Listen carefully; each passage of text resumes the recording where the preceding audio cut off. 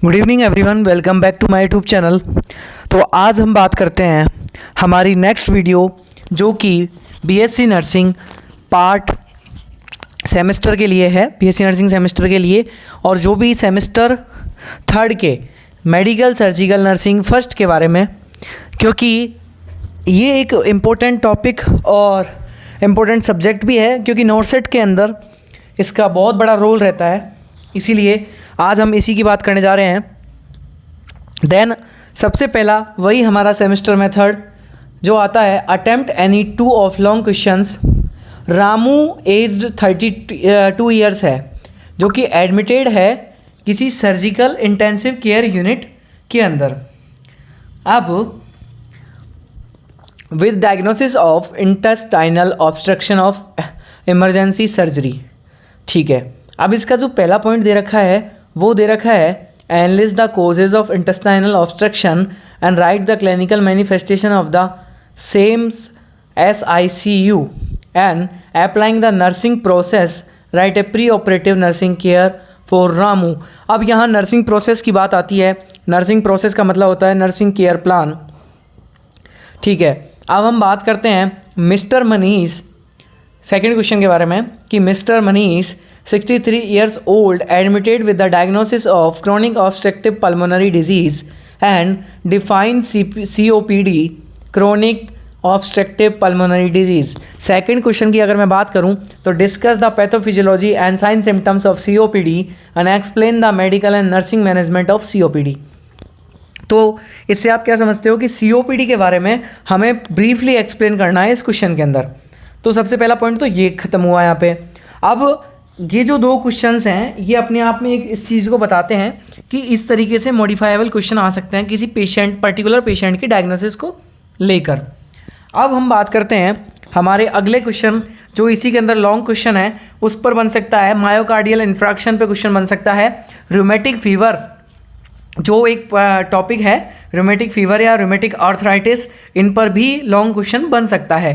तो इस चीज़ का वो मत कीजिएगा कि ये सिर्फ दो क्वेश्चन ही हैं तो इन्हीं से आएगा, ऐसा कुछ नहीं है। पॉइंट्स अलग अलग हो सकते हैं जिनसे क्वेश्चन बन सकते हैं। अब हम बात करते हैं, इसके अंदर बहुत सारे ऐसे पॉइंट्स हैं जो इंक्लूडेड नहीं है, बट मोस्ट ऑफ मैंने कोशिश करी है कि सारे पॉइंट इंक्लूड हों। अब मैं बात करता हूँ राइट ए शॉर्ट नोट एनी 4, जिसके अंदर सबसे पहला आता है नेशनल एड्स कंट्रोल प्रोग्राम।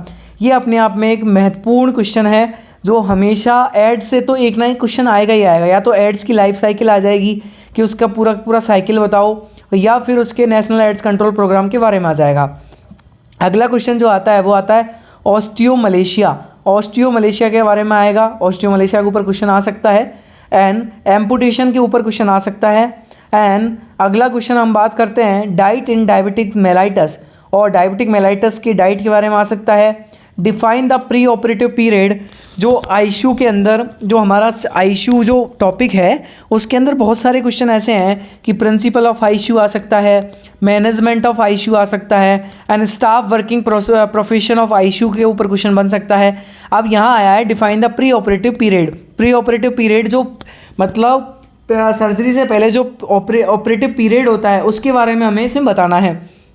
अब अगले क्वेश्चन की ओर बात करते हैं तो वो आता है इंसुलिन थेरेपी के ऊपर, जिसमें अगला क्वेश्चन आता है रूमेटेड आर्थराइटिस, जो मैंने आपको बताया था उससे बड़ा क्वेश्चन भी बन सकता है। अगला क्वेश्चन आता है, देखो ICU आ ही गया, हाइपरटेंशन से क्वेश्चन आ सकता है, कार्डियोमायोपैथी से क्वेश्चन आ सकता है, CPR कार्डियोपल्मोनरी रिससिटेशन पे क्वेश्चन आ सकता है, BPH कॉमन क्वेश्चन BPH आएगा, benign prostate hyperplasia, and electrolyte imbalance. Electrolyte imbalance में मोस्ट ऑफ आता है हाइपोकैलेमिया, हाइपोफॉस्फेटेमिया और हाइपोनेट्रेमिया, इन और हाइपरकैल्सीमिया, इन चार पे क्वेश्चन मोस्टली बनता है इलेक्ट्रोलाइट इम्बैलेंस पे। अगला क्वेश्चन हम बात करते हैं वुंड हीलिंग। वुंड हीलिंग एक इतना इंपॉर्टेंट टॉपिक है कि MSN के अंदर वुंड हीलिंग का क्वेश्चन हमेशा बनता है, तो इसको आप स्किप मत कीजिएगा, वुंड हीलिंग जरूर पढ़कर जाइएगा। अगला क्वेश्चन अगर मैं देखूँ साइनोसाइटिस के ऊपर भी क्वेश्चन बना है, बहुत बार रिपीटेटिव क्वेश्चन आया कि साइनोसाइटिस के ऊपर भी क्वेश्चन बना है। Define the pre operative and post operative surgery of ICU। ICU के ऊपर कितने सारे क्वेश्चन हैं कि डिफाइन द प्री ऑपरेटिव को भी डिफाइन करता है और पोस्ट ऑपरेटिव सर्जरी जो ICU के बाद होती है उसको भी हमें इसमें डिफाइन करना है। तो इसके अंदर इतने सारे पॉइंट्स हैं कि जो कि इंक्लूडेड किए गए हैं आईसीयू से रिलेटेड हैं। अब इसमें एंजाइना पेक्टोरिस के ऊपर भी शॉर्ट नोट्स आ सकता है कि एंजाइना पेक्टोरिस के ऊपर आप शॉर्ट नोट्स बताइएगा, तो एंजाइना पेक्टोरिस के ऊपर शॉर्ट नोट आ जाएगा। बहुत सारे ऐसे रिलेटिव पॉइंट हैं जो कि शॉर्ट नोट्स के ऊपर क्वेश्चन बन सकते हैं। अब शॉर्ट नोट में आप खूब जानते हो कि शॉर्ट नोट्स में हमें हमारा जितना एक्सेप्टेड क्वेश्चन के अकॉर्डिंग नंबरिंग होता है उसका 50% पेजेस हमें उसके अंदर इंक्लूड करने होते हैं। और सबसे महत्वपूर्ण होता है कंटेंट। कंटेंट आपका सबसे अच्छा होना चाहिए। आपको इसमें फंक्शनल यूनिट, क्लासिफिकेशन, उसका पैथोफिजियोलॉजी, उसके रिस्क फैक्टर के बारे में मोस्ट ऑफ चीज़ें आपको इसमें इंक्लूड कर ही जानी चाहिए, तब जाके एग्जामिनर आपको इसमें अच्छे नंबर दे पाता है। अब मैं बात करता हूँ अगले क्वेश्चन के ऊपर हमारे, right a very short note, जिसके अंदर शॉक सबसे पहला आता है कि शॉक से क्वेश्चन बनता है कि शॉक के अंदर शॉक के टाइप्स। वैसे तो इसमें वेरी शॉर्ट नोट में है कि शॉक की डेफिनेशन लिखनी है और उसके इंट्रो वगैरह के बारे में आपको इसमें लिख देना है। अगला क्वेश्चन आता है role of nurse in ICU. ICU के अंदर नर्सिंग जो स्टाफ होता है उसका क्या रोल होता है वो हमें इसके अंदर डिस्क्राइब करना है। अगला क्वेश्चन आता है सीपीआर। देखो सीपीआर का शॉर्ट नोट्स पे भी क्वेश्चन आया था और वेरी शॉर्ट नोट पे भी क्वेश्चन आ गया। अस्थमा के ऊपर क्वेश्चन आ गया, अस्थमा के ऊपर क्वेश्चन आ जाएगा, ठीक है। हाइपोकैलेमिया के ऊपर क्वेश्चन आ गया और ट्रैकियोस्टोमी केयर पे आ गया कि ट्रैकियोस्टोमी केयर पे क्वेश्चन आ गया। Ulcer and it's type, ulcer के ऊपर क्वेश्चन आ गया कि अल्सर के टाइप्स बताओ और अल्सर के बारे में बताओ।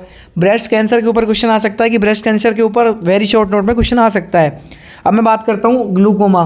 ग्लूकोमा भी ईएनटी जो हमारी यूनिट है, ईएनटी यूनिट से भी ग्लूकोमा, रेटिनल डिटैचमेंट है, इनसे भी बहुत सारे क्वेश्चन बने हैं और हमेशा बनते आए हैं। इसका कोई वो नहीं है तोड़ कि यहाँ पर क्वेश्चन नहीं बने हैं। एंजाइना पेक्टोरिस पे क्वेश्चन आया है शॉर्ट नोट में, ऑस्टियोपोरोसिस पे क्वेश्चन आ गया है, CABG cardiac artery pulmonary bypass grafting पे क्वेश्चन आ गया, कोरोनरी आर्टरी बाईपास ग्राफ्टिंग पर भी वेरी शॉर्ट नोट में क्वेश्चन आ जाएगा कि सीएबीजी होता क्या है।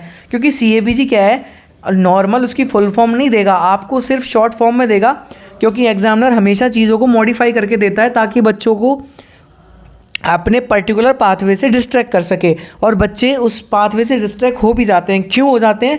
क्योंकि वो बच्चे उस क्वेश्चन को ढंग से नहीं पढ़ पाते और ढंग से नहीं पढ़ पाने के कारण वो बच्चे उस क्वेश्चन को स्किप करके आते हैं और फिर उनके जो नंबर हैं पेपर के अंदर वो बहुत कम आते हैं।